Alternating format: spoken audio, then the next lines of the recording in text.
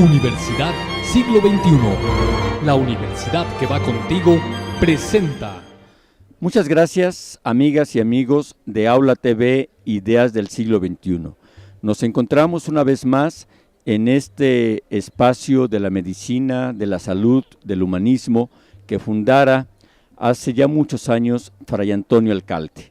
El Hospital Civil, hoy llamado precisamente Hospital Civil Fray Antonio Alcalde.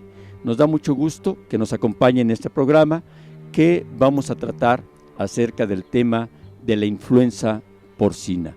¿Qué hacer ante ella? Y nosotros hace años hicimos una lectura de un mexicano excepcional, Guillermo Prieto, quien en su autobiografía narró su testimonio acerca de la cólera morbo que en 1833 asoló la Ciudad de México. Guillermo Prieto, en sus memorias, escribía así acerca de la situación de esa ciudad. Las calles silenciosas y desiertas en que resonaban a distancia los pasos precipitados de alguno que recorría en pos de auxilio. Se veían las banderolas amarillas, negras y blancas que servían de aviso de la enfermedad, de médicos, sacerdotes y casas de caridad. Las boticas estaban llenas de gente, los templos también, con las puertas abiertas de par en par, con 1000 luces en los altares, la gente arrodillada con los brazos en cruz y derramando lágrimas. A gran distancia se escuchaba el chirrido lúgubre de carros que atravesaban llenos de cadáveres. Cuando nosotros leímos estas palabras, esta prosa de Guillermo Prieto, pensamos que las pestes, las epidemias eran cosa del pasado. No nos había tocado vivir una situación como la que actualmente vive nuestro país, azotado por lo que se ha conocido la influenza porcina. Vamos a platicar con 2 doctores del Hospital Civil para que ellos nos den médicamente su visión de qué hacer como personas ante esa situación y esa latente amenaza. Acompáñenos en este programa. Esta figura que nos puede decir, ya no podemos sobrevivir si no nos educamos. Porque antes el gobierno de Zacatecas, a juicio de los opulenses, carreras sin disciplina. Muchas gracias, amigas y amigos de Aula TV Ideas del Siglo XXI. Como les mencionaba a ustedes en la introducción a este programa, el día de hoy vamos a platicar con varios doctores aquí del Hospital Civil Fray Antonio Alcalde acerca de esta acechanza que tenemos de la influenza porcina. Vamos a iniciar conversando con Arturo Plasencia. Él es doctor, egresado de la Universidad de Guadalajara y es el responsable del área de infectología pediátrica. ¿Cómo estás, Arturo? Muy bien, Enrique. Platícanos un poco de esta área de infectología pediátrica, Arturo. Bueno, pediatría en el Hospital Civil de Guadalajara es uno de los servicios más antiguos y que ha tenido mayor importancia y en mayor desarrollo en los últimos tiempos. Nuestro servicio se encarga de atender todo lo concerniente a las enfermedades infecciosas de los niños en sus diferentes épocas hasta alrededor de los 14 años aquí en el hospital, y también a las mamás cuando están en periodo gestante por las implicaciones que tienen para los niños a la hora de nacer. Entonces, eso es nuestro universo de trabajo. Ahora, Arturo, el país, México, vive una situación inédita. Yo creo que desde 1918 no se había cernido sobre nuestra nación la amenaza de una epidemia o pandemia. Por cierto, ¿cuál es la diferencia entre epidemia y pandemia, doctor? Bueno, mira, los niveles de contingencias epidemiológicas no voy a tener, son 6. Va de un menor hasta el máximo grado, en donde ya se tienen que restringir algunas cosas de vuelos y demás circunstancias en donde se pueden considerar pandemia. que es el 6, es cuando ya es más afectado más de un país en el orbe por el mismo germen y que puede causar grandes estragos a poblaciones muy grandes. O sea, cuando trasciende un país. Un área En este caso, bueno, como estamos viendo cada día, está aumentando el número de países que están siendo afectados, está aumentando el número de casos comprobados de fiebre porcina en las diferentes partes del mundo, y evidentemente México, que es el país más afectado del mundo, ¿no? Y evidentemente también en un mundo más globalizado, con más interdependencia, más comunicado, el riesgo es mayor. Por supuesto que los medios de comunicación modernos hacen que, igual que nos comunicamos vía telefónica de aquí a Japón en un segundo, pues también casi a la velocidad de esa pueden diseminarse las epidemias o las pandemias como esta. Por eso ahora la obligación de todo mundo es ser más responsable, de ser más disciplinado y de que contribuyamos todos, ¿no? Ahora, la influenza porcina, doctor, ¿es un virus? ¿Son varios? ¿Cómo lo describirías desde el punto de vista médico? Bueno, el virus de la influenza, en este caso la porcina, empezaría diciendo que es un tipo de virus que se denomina influenza A. Dentro de la influenza A podemos encontrar como ejemplos rápidos la influenza que se transmite de humano a humano, que es la llamada influenza estacional, para esa que nos vacunan cada año, cada 2 años. Es el mismo tipo de virus ahora en el genoma para los virus porcinos. Ajá. Este otro virus N1H1 de los marranos vive entre ellos. ¿En dónde está el asunto de la epidemia? ¿Cómo es que se sucede? Bueno, que el virus, cuando está viviendo en el ganado porcino, puede afectar al ganado porcino, pero no afectar a los humanos. Eventualmente, ese virus muta y pudiera infectar a partir de un puerco a un humano. Todavía hay problemas, pero no hay tantos. El problema es que si esa mutación es tan grande o tan importante en ese virus que salió de un puerco y afectó a un humano, ahora ese virus sea capaz de transmitirse de un humano a otro humano, que es lo que nos está ocupando y que esa es la gravedad.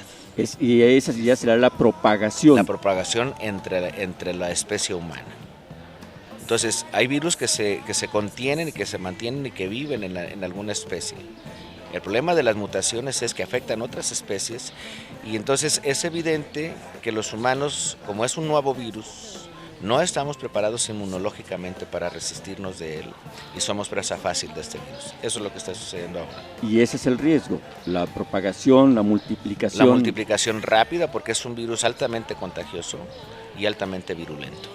Y en el área tuya de la infectología pediátrica, niños y mujeres en proceso de embarazo, en el Hospital Civil aquí en Guadalajara, ¿ha alterado la normalidad esa situación radicalmente, médica?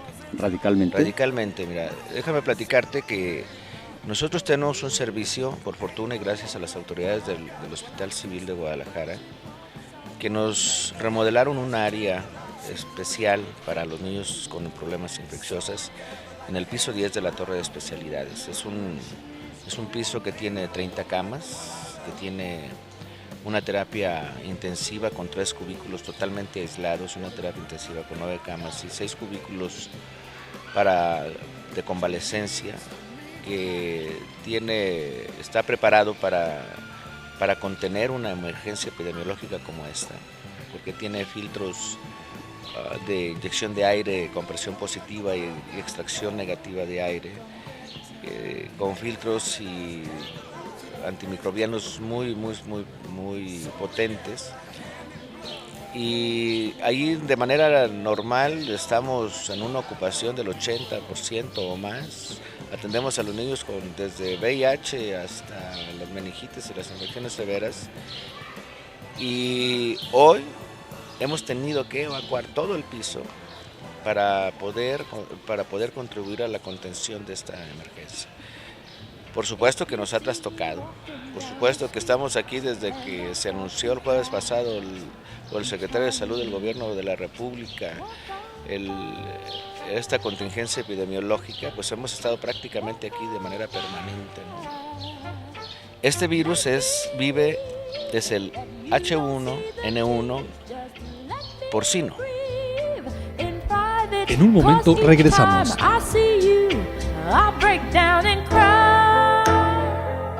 Yo entré a estudiar la carrera de administración, la tuve que abandonar por el trabajo y ahora se me hace más difícil cada día poder terminar la carrera.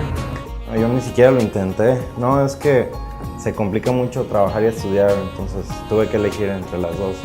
Aquí estoy trabajando. Esperen, ya podemos estudiar sin descuidar el trabajo. Sí, claro, la Universidad Siglo XXI nos da esa posibilidad. Oye, qué interesante, ahí podría terminar mis estudios. Miren, esta universidad se especializa en el sistema educativo no escolarizado, en educación a distancia. Imparte 10 licenciaturas que cuentan con el reconocimiento de la Secretaría de Educación Jalisco. Yo ya estoy estudiando y la verdad me está resultando muy cómodo. Las carreras se cursan en 3 años, no tiene periodos de inscripción y cuentan con el respaldo de más de 60 asesores con reconocida formación académica y experiencia laboral. La Universidad Siglo XXI te brinda la posibilidad de realizar tus estudios de licenciatura y trabajar al mismo tiempo. Estudias a la hora en que mejor te acomode, desde tu casa, y los exámenes los haces por internet.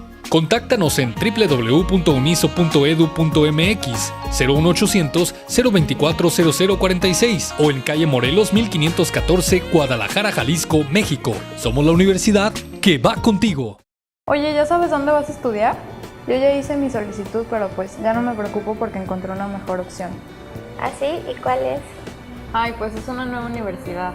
Sí, la Universidad Siglo XXI es una escuela en la que puedes estudiar y trabajar al mismo tiempo. Haz de cuenta, en esta universidad no tienes que asistir a clase y con el tiempo que te queda libre puedes dedicarlo para trabajar. Además, con lo que gastas en transporte para ir todos los días a la universidad, prácticamente pagas tu colegiatura. Pero entonces, ¿cómo estudias? Ay, pues ¿no has escuchado hablar sobre la educación a distancia? Algo, pero no sé exactamente en qué consiste. Imagínate, desde tu casa. ¿Y en verdad eso se puede? Las carreras se cursan en 3 años, no tiene periodos de inscripción y cuentan con el respaldo de más de 60 asesores con reconocida formación académica y experiencia laboral. La Universidad Siglo XXI te brinda la posibilidad de realizar tus estudios de licenciatura y trabajar al mismo tiempo. Estudias a la hora en que mejor te acomode, desde tu casa, y los exámenes los haces por internet. Contáctanos en www.uniso.edu.mx 01800 024 0046 o en calle Morelos 1514, Guadalajara, Jalisco, México. Somos la universidad que va contigo.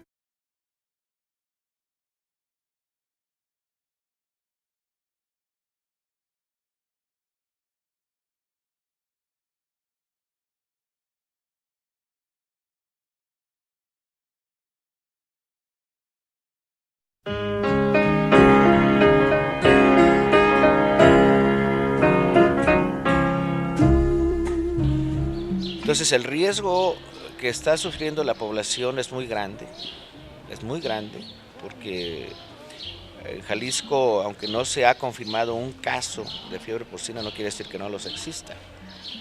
Ajá, eso es muy importante. No se ha confirmado, pero nadie puede descartar la existencia del mismo.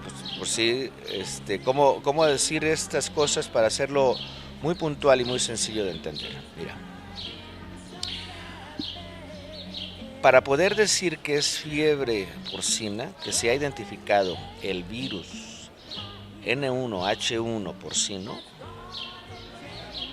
se requiere de hacer una prueba de biología molecular muy sofisticada,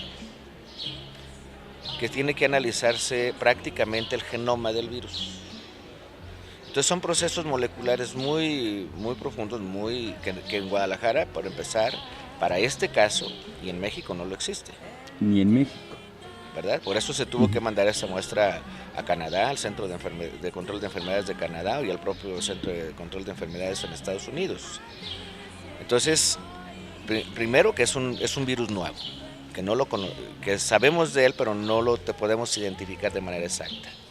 Lo que sí podemos hacer aquí, y de hecho lo estamos haciendo, es determinar a través de un método que se llama inmunofluorescencia directa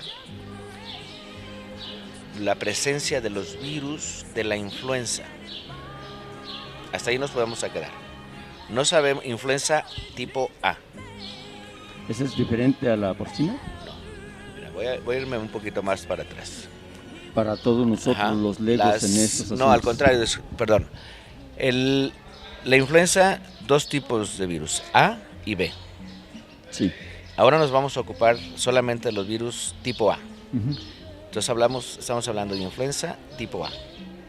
Dentro de la influenza tipo A, pues vamos a encontrar, ustedes recordarán el virus de la fiebre aviar, sí, que transmiten los patos, principalmente, cualquier ave, pero principalmente los patos. Ese es otro virus diferente al que nos está ocupando ahora. Este virus es el H1N1 porcino, pero también existe un virus H1N1 humano, ajá, que son diferentes. Esas diferencias íntimas, moleculares, solamente se pueden desarrollar en laboratorios muy sofisticados. Sí, de los que no en disponen Guadalajara del no sistema existen, de salud en el no. país. Por eso se van y se confirman en la red internacional, en el CDC, en otros laboratorios donde se hacen este tipo de pruebas, y entonces ellos nos reportan. Hasta hoy no nos han reportado ninguno de los casos, ninguno de los especímenes que hemos enviado, no nos han reportado si son positivos a este tipo de virus. Hasta ahora nos han dicho las autoridades que no. Ajá. Pero lo que nosotros sí sabemos, con estos métodos que se practican inclusive aquí en el hospital, sí, que sí existe influenza A. No sabemos si es humana, uh-huh, no sabemos si es aviar, no sabemos si es porcina. O sea, pero sí sabemos que es A. Y el riesgo es real. Y el riesgo es real. Nadie puede decir que no es porcina. Sí. Sí, ahora, en el caso de los niños, ¿cómo cuántos tienen ahorita ustedes en esta institución? Mira, el primer día hospitalizamos a 13 niños. Ajá. El día de ayer... Que presuntamente... Sí, sospechosos. Sospechosos. El día de ayer hospitalizamos a 9 niños. Hoy hemos hospitalizado a 1 con diferentes manifestaciones y diferentes síntomas, algunos hermanos, algunos otros. Y lo que hemos detectado entonces en estos niños, no ha habido ni un solo caso grave. También debo decirlo muy puntual. La mayoría se han mejorado muy rápidamente. ¿Han sido dados de alta algunos de ellos? Ya llevamos hoy nada más tenemos hospitalizados 5 niños estables. Uno de ellos un poquito delicado, no sabemos si sea producto de la enfermedad o tenga algo concomitante que estamos estudiando. Pero en términos generales debo de decir que los niños que han sido hospitalizados, si ha sido fiebre porcina, ha sido bien superada. Uh-huh. Aparte que hemos tenido el tratamiento con Tamiflu, que es el antiviral de elección para este caso de esta epidemia, lo hemos tenido de manera oportuna y en cantidad suficiente para estos niños hasta hoy, de tal manera que nos ha permitido a los niños que hemos considerado necesario el tratamiento, se les ha instalado, se han mejorado, se han ido a su casa a concluir su tratamiento, hemos seguido de alguna manera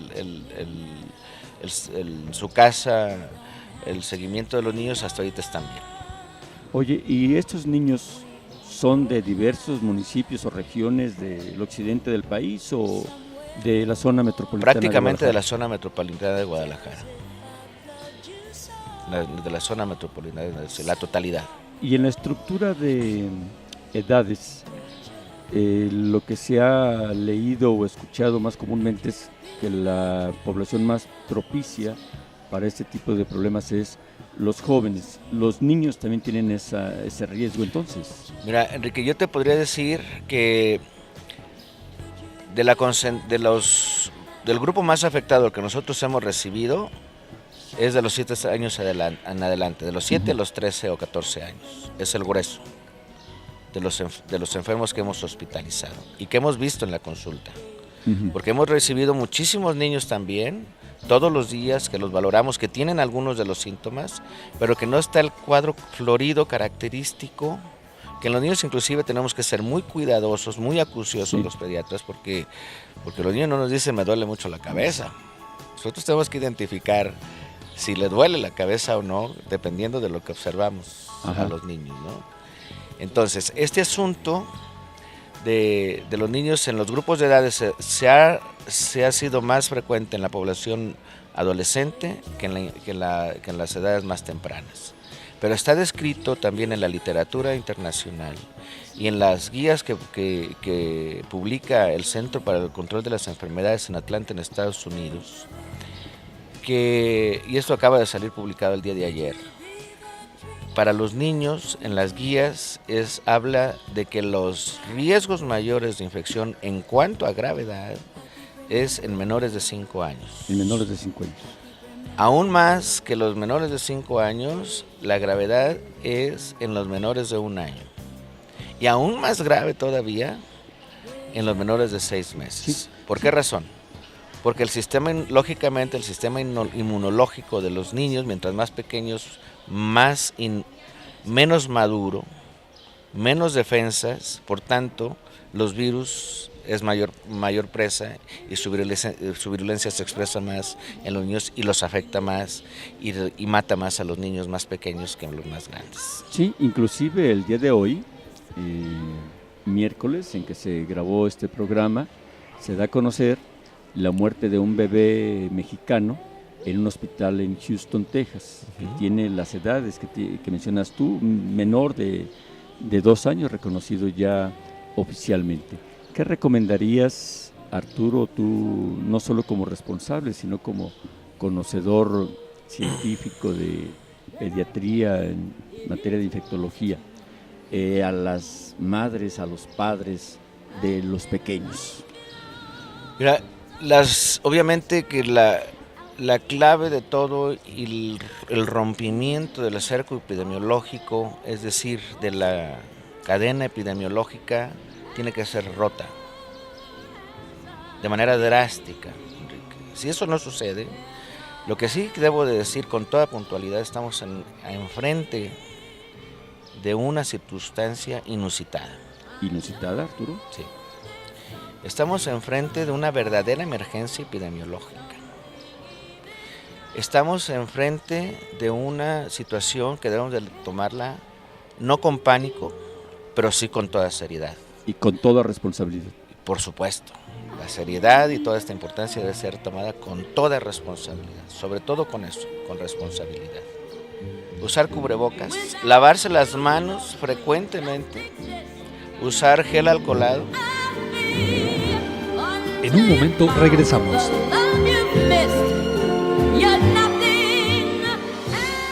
Yo entré a estudiar la carrera de administración, la tuve que abandonar por el trabajo y ahora se me hace más difícil cada día poder terminar la carrera. Yo ni siquiera lo intenté, no, es que se complica mucho trabajar y estudiar, entonces tuve que elegir entre las dos. Aquí estoy trabajando ahora. Esperen, ya podemos estudiar sin descuidar el trabajo. Sí, claro, la Universidad Siglo XXI nos da esa posibilidad. Oye, qué interesante. Ahí podría terminar mis estudios. Miren, esta universidad se especializa en el sistema educativo no escolarizado, en educación a distancia. Imparte 10 licenciaturas que cuentan con el reconocimiento de la Secretaría de Educación Jalisco. Yo ya estoy estudiando y la verdad me está resultando muy cómodo. Las carreras se cursan en 3 años, no tiene periodos de inscripción y cuentan con el respaldo de más de 60 asesores con reconocida formación académica y experiencia laboral. La Universidad Siglo XXI te brinda la posibilidad de realizar tus estudios de licenciatura y trabajar al mismo tiempo. Estudias a la hora en que mejor te acomode, desde tu casa, y los exámenes los haces por internet. Contáctanos en www.uniso.edu.mx 01800 024 0046 o en calle Morelos 1514, Guadalajara, Jalisco, México. Somos la universidad que va contigo. Oye, ¿ya sabes dónde vas a estudiar? Yo ya hice mi solicitud, pero pues ya no me preocupo porque encontré una mejor opción. ¿Ah, sí? ¿Y cuál es? Ay, pues es una nueva universidad. Sí, la Universidad Siglo XXI es una escuela en la que puedes estudiar y trabajar al mismo tiempo. Haz de cuenta, en esta universidad no tienes que asistir a clase y con el tiempo que te queda libre puedes dedicarlo para trabajar. Además, con lo que gastas en transporte para ir todos los días a la universidad, prácticamente pagas tu colegiatura. Pero entonces, ¿cómo estudias? Ay, pues ¿no has escuchado hablar sobre la educación a distancia? Algo, pero no sé exactamente en qué consiste. Imagínate, desde tu casa. ¿Y en verdad eso se puede? Las carreras se cursan en 3 años, no tiene periodos de inscripción y cuentan con el respaldo de más de 60 asesores con reconocida formación académica y experiencia laboral. La Universidad Siglo XXI te brinda la posibilidad de realizar tus estudios de licenciatura y trabajar al mismo tiempo. Estudias a la hora en que mejor te acomode, desde tu casa, y los exámenes los haces por internet. Contáctanos en www.uniso.edu.mx 01800 024 0046 o en calle Morelos 1514, Guadalajara, Jalisco, México. Somos la universidad que va contigo.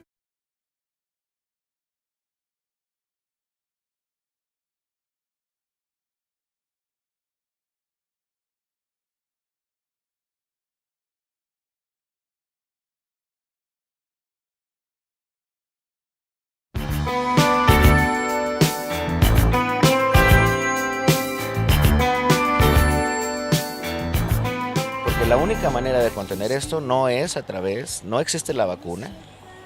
Es un punto muy serio, muy importante. No hay vacuna. ¿Por qué? Otra vez, es un virus nuevo. Sí. No hay vacuna. Los virus que ya son conocidos, el de la influenza estacional, la humana, pues se producen vacunas. Sí. Cada año, cada 2 años se rediseñan, sí, y se producen y se publicitan. Para este no. Este nos agarró de sorpresa. Y un padre, una madre, ¿qué hacen antes? Ahorita quiero hacerte comentario, subrayar esto antes de hacerte el comentario final. Como es un virus nuevo, no existe la vacuna, porque puede proteger poquito, no todo, es probable que haya respuesta cruzada, pero no es la solución la vacuna. Entonces mucha gente está desesperada por conseguir vacuna, ¿no? No hay. No hay. El tratamiento hasta hoy es eficaz. Pero ese tratamiento que tenemos ahora, los virus pueden aprender a hacerse resistentes. Y entonces sí, ¿qué vamos a hacer? Por eso tiene que ser bien aplicado. Y por eso tiene que ser bien vigilado, porque no es inocuo. Tampoco, tiene algunos efectos colaterales. Esto porque todo el mundo quiere ponerse el medicamento, porque todo el mundo quiere vacunarse. No es el camino. Eso lo quiero subrayar. Por eso empecé por ahí, Enrique. El camino es la prevención. Lo que ya está dicho por todo el mundo, eso es lo que se tiene que seguir al pie de la letra. ¿Qué es? No estar en lugares públicos, no contacto con gentes que tengan alguna enfermedad respiratoria, usar cubrebocas. Sí sirven. Claro que sí sirve, por supuesto que sirve. Usar cubrebocas, lavarse las manos frecuentemente, usar gel alcoholado cada vez antes y después de comer. Tiene que ser muy cuidadosos con el aseo de las superficies de toda su casa y de todos los lugares públicos y particulares, con desinfectantes, con el cloro, ese famosísimo cloro, ese desinfecta todo, ¿eh? Debe de generalizarse el uso del cloro como desinfectantes. Y algo que me parece fundamental, Enrique, o sea, todo eso no ir a los antros, no nos va a pasar nada, hombre, 2 o 3 semanas, que ojalá si hacemos todo eso, que dure la contingencia, si hacemos todo eso responsablemente, pues entonces vamos a poder ir a una fiesta o ir al fútbol o a algún otro lugar. Ahorita el lugar es más seguro es en la casa, hombre. Vámonos a la casa, convivamos con nuestras familias. Los niños especialmente requieren de eso en este momento. Y me parece de mayor relevancia lo que voy a mencionar. Todo el mundo dice, no hay que medicarse, pero yo no he escuchado en muchas partes. ¿Por qué? ¿Tú te has preguntado, Enrique, por qué no debo de automedicarme? No. ¿Te imaginas por qué, Enrique? ¿Por qué? Pues porque si tú tomas medicamentos, el cuadro clínico lo vas a modificar. Si a ti te duele la cabeza y tienes fiebre y te tomas un Tempra, un paracetamol o esas cosas, pues te vas a quitar la fiebre y el dolor de cabeza. Y luego cuando llegues con el médico y le digas, estoy asustado porque a lo mejor tengo fiebre porcina, oye, yo lo veo a usted muy bien, o veo a su niño muy bien, no lo voy a hospitalizar, no le voy a dar tratamiento. ¿Y qué va a pasar? Van a pasar los efectos del medicamento, se va a poner más grave y nos quita la oportunidad a los médicos de diagnosticarlo oportunamente. Fundamental, no automedicarse con nada, ni con homeopatía, ni con nada. Eso que nos los deje ahora a los médicos, y la gente tiene que ser ahora muy responsable, Enrique, ¿verdad? ¿Qué más podría comentarte acerca de los niños?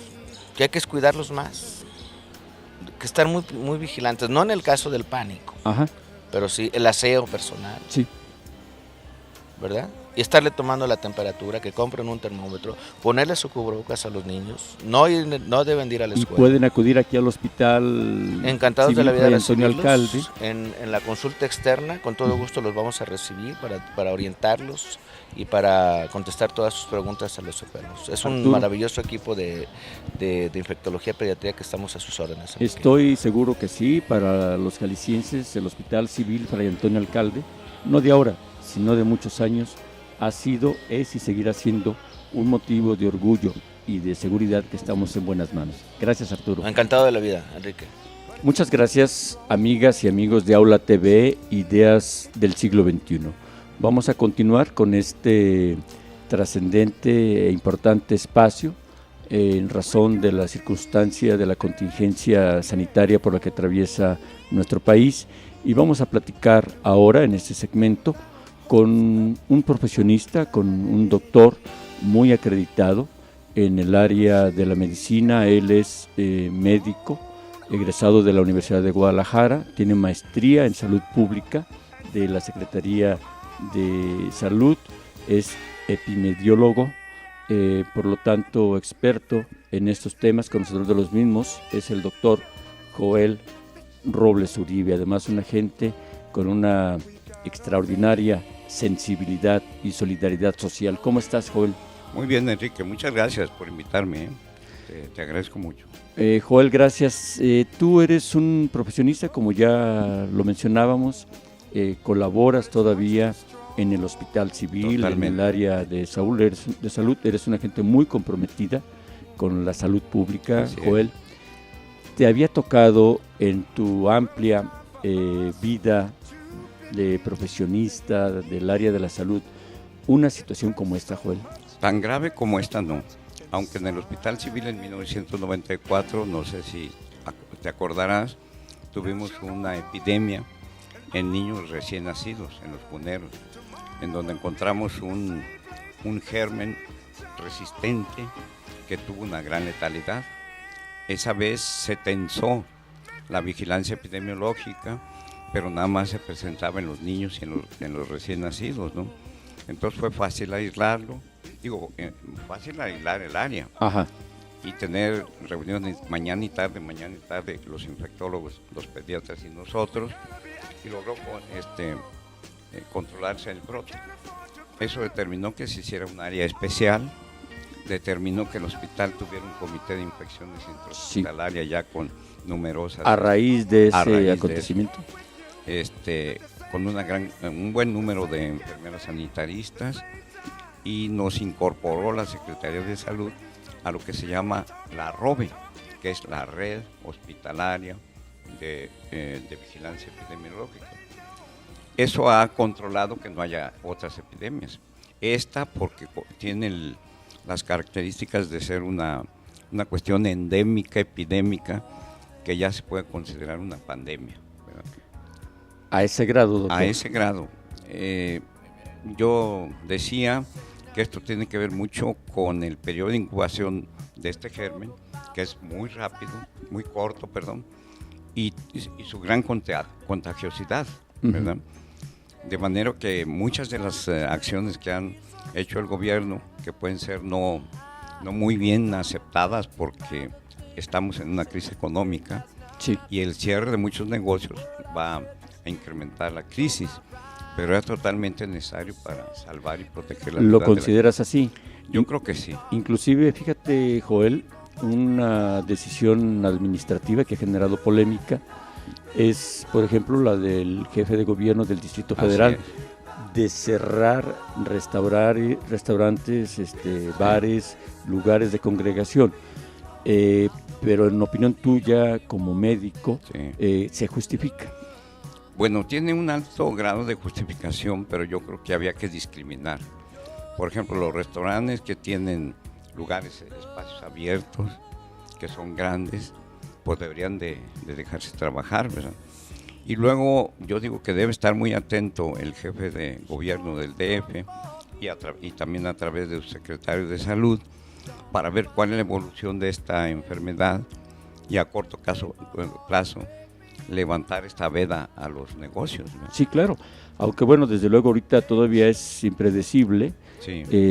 Este programa lo estamos grabando el día miércoles. Se acaba de dar a conocer en las noticias radiofónicas que la Organización Mundial de la Salud declara inminente la pandemia. Así es. Y sube el grado de 4 a 5. Sí. ¿Eso qué representa, doctor, los niveles o grados? Se ha acreditado que el primer caso se registró en el mes de marzo. En un momento regresamos. Fíjate que yo entré a estudiar la carrera de administración, la tuve que abandonar por el trabajo, y ahora se me hace más difícil cada día poder terminar la carrera. Yo ni siquiera lo intenté. No, es que se complica mucho trabajar y estudiar, entonces tuve que elegir entre las dos. Aquí estoy trabajando ahora. Esperen, ya podemos estudiar sin descuidar el trabajo. Sí, claro, la Universidad Siglo XXI nos da esa posibilidad. Oye, qué interesante. Ahí podría terminar mis estudios. Miren, esta universidad se especializa en el sistema educativo no escolarizado, en educación a distancia. Imparte 10 licenciaturas que cuentan con el reconocimiento de la Secretaría de Educación Jalisco.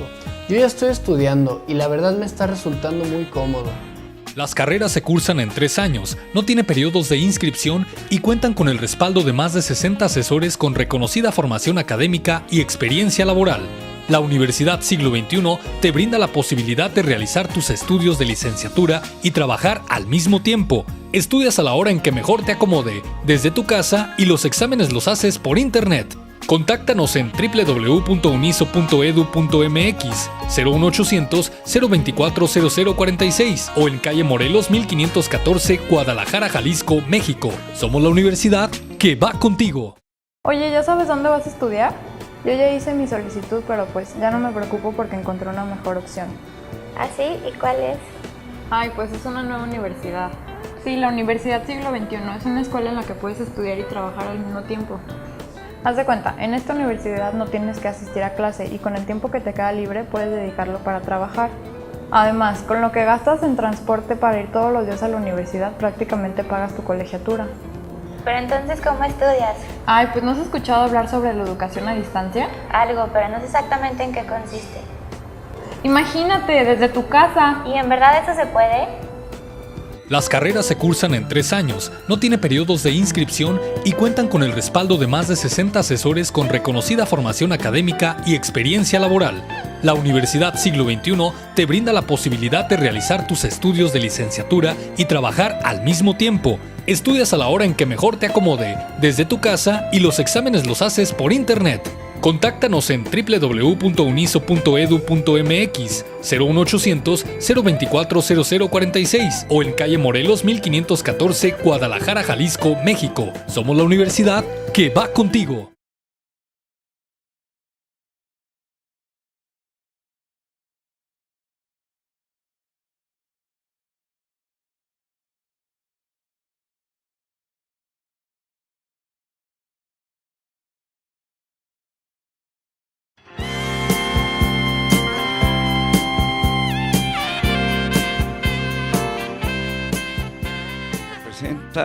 Entre otras cosas, que ha aparecido en varios países.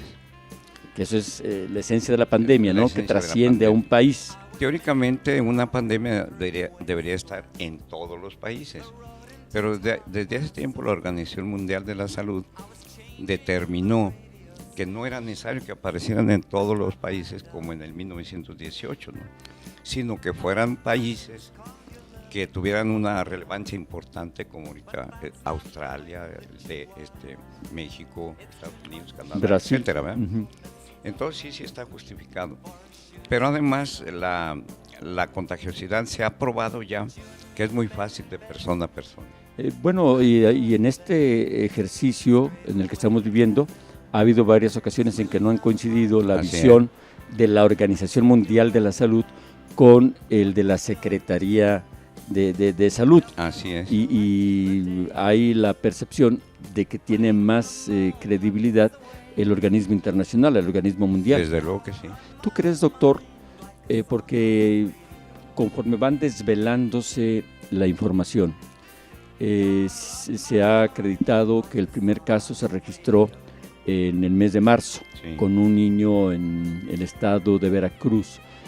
¿Crees que hubo retraso, que hubo falta de eficacia de la Secretaría de Salud en este caso? Mira, de la información que nosotros también tenemos de la OMS, efectivamente en marzo la OMS reportó que en Canadá había casos, ¿no?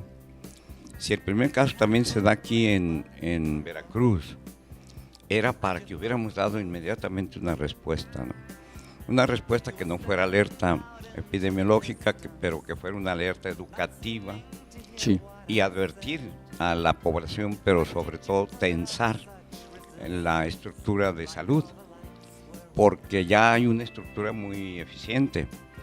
Aunque yo digo que esta epidemia en nuestro país nos ha agarrado en un momento en que tendremos que reconocer que el porcentaje del producto del ingreso bruto que se da para la salud es muy bajo en relación al que recomienda la Organización Mundial de la Salud. Del Producto Interno Bruto. Así es. ¿Cuánto es, doctor? Que debería no sé si de ser cuando menos de 7.8. De 7.8. ¿Y no cuánto tenemos en México? Como el 3.6. O sea, un 50% aproximadamente. Así es. Y sin embargo hay países de América Latina más pobres que nosotros, con más problemas que nosotros, que le dan más del Producto Interno Bruto. Y no te diría, por ejemplo, de Cuba, que ha hecho una estructura sanitaria con una gran eficiencia, ¿no? Con una gran eficacia. Reconocido mundial por tirios y troyanos, ¿no? Sí. En Cuba, en una hora vacunan, por ejemplo, a todo el país. Claro, es una isla chica, pero su estructura lo permite. Ellos, hay dos indicadores en la salud pública que son fundamentales: las muertes maternas y la muerte de niños, de infantes de recién nacidos, y el porcentaje de vacunados, y luego las enfermedades erradicadas. Bueno, las tasas de mortalidad materna y de muerte perinatal alrededor del nacimiento de Cuba son menores que las de Estados Unidos. En Cuba. En Cuba. Aun cuando Estados Unidos pues, es una potencia económica y le da muchísimo recurso a la ¿Y las nuestras en qué índices andan, doctor? Nosotros tenemos todavía, lamentablemente, una mortalidad materna muy grande, muy grande. Porque hemos tenido una actitud de las autoridades, no sé si con un propósito de mandar un mensaje, casi dando a entender de que aquí no se corre un riesgo. No. No sé cuál sea tu opinión y cómo están nuestras instituciones de salud aquí en el estado. Mira, yo debo decirte que yo reconozco que lo que es la jefatura de la Secretaría han tenido la virtud, los diferentes secretarios, de dejar una infraestructura, si le voy a llamar, de médicos con mucha experiencia, que tienen muchos años. En infectología, en epidemias. En perinatal, en epidemiología, en los programas que son prioritarios. Eso ha permitido que pronto se echara a andar toda la red de vigilancia. Estamos reuniéndonos diario, en una hora, todos los epidemiólogos todos del los días. estado. ¿Sí? ¿Tú asistes, doctor? Yo asisto, desde luego, en representación del Hospital Civil de Guadalajara. Ajá. Ahí se dan las indicaciones precisas, se señala qué hospital tiene algunas desviaciones. Pues fíjate que es un elemento importante para irradiar confianza el que nos comentes que tú en representación del Hospital Civil acudes a esas reuniones como epidemiólogo y que hay una infraestructura humana muy buena, capaz, eficaz. Sí. En nuestro hospital yo te digo que con mucho esfuerzo se han dado todas las órdenes para que se compre lo que se necesite. Eso le va a representar al hospital una gran erogación, pero no hay medida, se nos está dando todo, ¿verdad? ¿Todo en qué significa? Mascarillas especiales, batas especiales, antivirales, un mecanismo así muy fluido para todo lo que tiene que ver con enfermos sospechosos.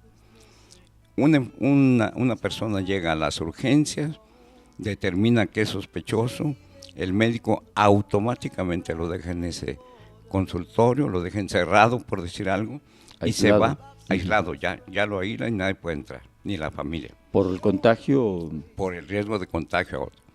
Va y trae un infectólogo que están de guardia día y noche, él lo revisa, lo considera ya como un infectólogo realmente sospechoso y lo interna en un área especial que hemos tenido para aislarlo. Entonces, Joel, una persona que sienta síntomas, ¿qué debe de hacer?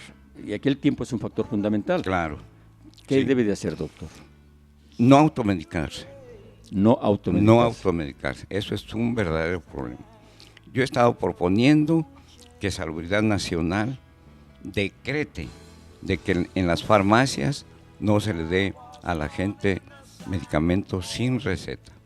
Tú vas ahorita a cualquier farmacia y le dices, oiga, yo traigo dolor de cabeza y te dan medicamentos. Traigo fiebre y ya está, le van a dar un antibiótico que posiblemente sea de tercera generación y que va a ser resistente a las enfermedades. Bueno, entonces ya a ese enfermo ya está en vigilancia. ¿Por qué fue considerado sospechoso? Porque tenía fiebre alta, porque tenía moquera, porque tenía los ojos enrojecidos y porque tenía tos seca. Se tiene lo que se llama una definición operacional de caso y ahora ya se nos dijo, hay que ser muy estrictos en eso para no estar saturando a los hospitales con enfermos que no van a ser casos. Y entonces nos han indicado los epidemiólogos que debemos de validar el diagnóstico de los infectólogos. Para no saturar. Para no saturar. Y para tampoco crear una falsa alarma de que ya mi familiar entró y está hospitalizado y bla, bla, ¿no? Ajá. Entonces, no, nada más a los que corresponde a la definición operacional de caso. No hay vacunas. No hay tantos vacunas rumores para que la, están surgiendo no. de que si en México están vendiendo vacunas o jarabes, no lo hay. hay. ¿Te atreverías, Joel? No sé si puede ser factible. El gobierno federal ha señalado el día 5 de mayo como fecha máxima de esta fase de contingencia. Claro. ¿Puede darse el caso de que tuvieran que prorrogarse ese tipo de medidas? Yo creo que sí, pero también me ha llamado la atención por qué ponen fecha del 6 de mayo, ¿no? Yo el 6. Ellos tienen una gran información de lo que está pasando en el país. Una de las funciones de los epidemiólogos es estar llevando registros por grupos de edad, por sexo, en qué momento aparecen, y en México tienen la información de todos los estados.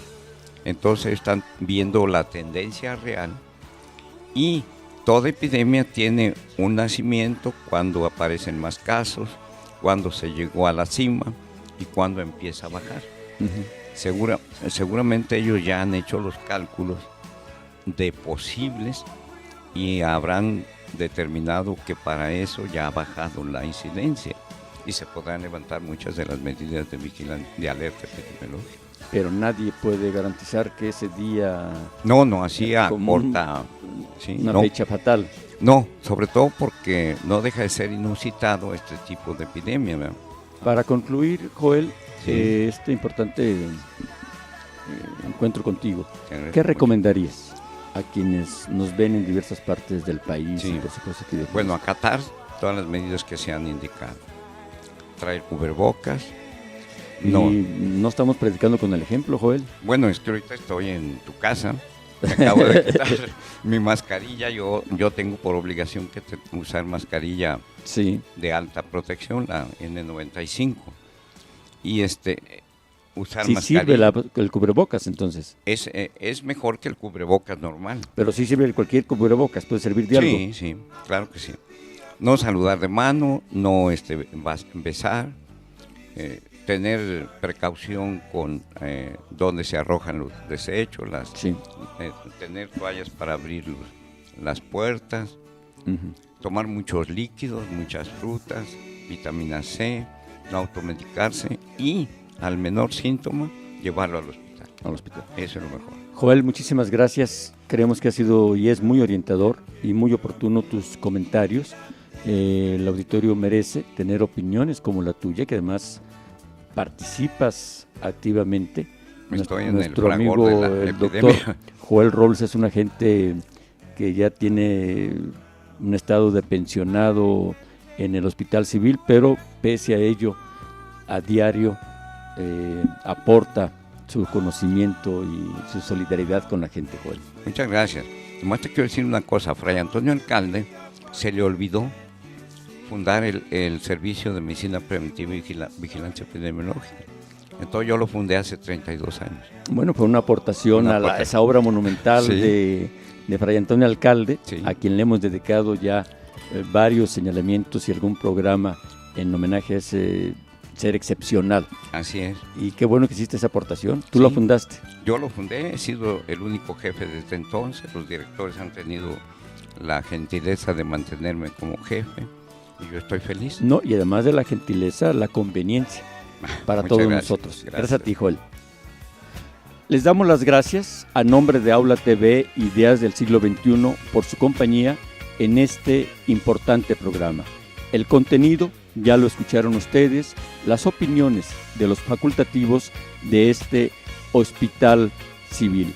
Les recordamos que tengan ustedes prudencia, que se cuiden. Todavía nos faltan unos días, hasta el día 5 de mayo inclusive, de esta fase de contingencia. Hay que estar atentos a lo que nos comenten las autoridades sanitarias y por lo pronto a tener mucho cuidado y a seguir con las recomendaciones que nos han dado.